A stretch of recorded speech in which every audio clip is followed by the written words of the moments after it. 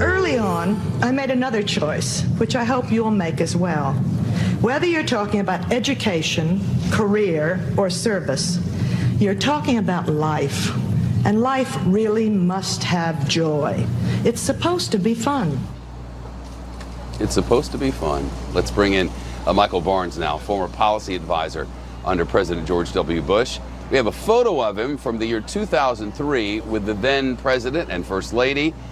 Michael says the Bush family loved working with young people and finding opportunities for them to serve, and he joins us now from Washington. Michael, nice to see you. Thank you. Happy to be here. Yes, yeah. They both believed you got to get the young.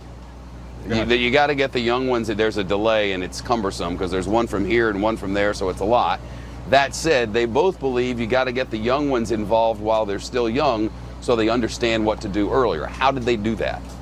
Well, I think that the opportunity that I had to serve in the administration just straight out of law school, for example, was a way that they were able to give opportunities to people through the political process and through service in government. And, you know, what drew me into the Bush 43 administration was this notion of compassionate conservatism and the opportunity really to make a difference in a way that reflected fiscal conservative values, but also the need for a social safety net. And as we see today, the memories of Barbara Bush, it's clear to me now that her principles of compassion really formed the basis of that notion of compassionate conservatism that Bush 43 campaigned on in the year 2000. And if we think about his legacy now, to date, one of the biggest legacies of Bush 43 is PEPFAR, the President's Commission for AIDS Relief in Africa. And we heard today the reference to Barbara Bush having hugged people who had HIV. We also know that she talked about her own depression, and that was a time when both of these conditions were very stigmatized. We heard Mrs. Baker talk about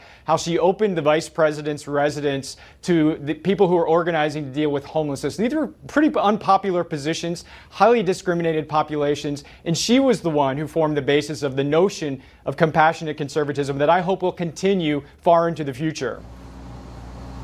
And I know she joined a book club, or she came in for the book club's meeting back in 2003, and you got to ask her a question. I'm short on time, but tell me about it. I got to ask her what she thought about the idea of being the first woman to be the wife to a president, but also the mother to two presidents. And she gave the line that I think she probably gave for 12 more years thereafter, which is there have been enough Bushes in the White House. And I know that ultimately Jeb came to resent that comment, but it's proved so far that she was right and she's consistent with public sentiment. Michael Barnes with us from our Washington newsroom. Michael, thank you so much, and our coverage continues. The life of Barbara Bush after this.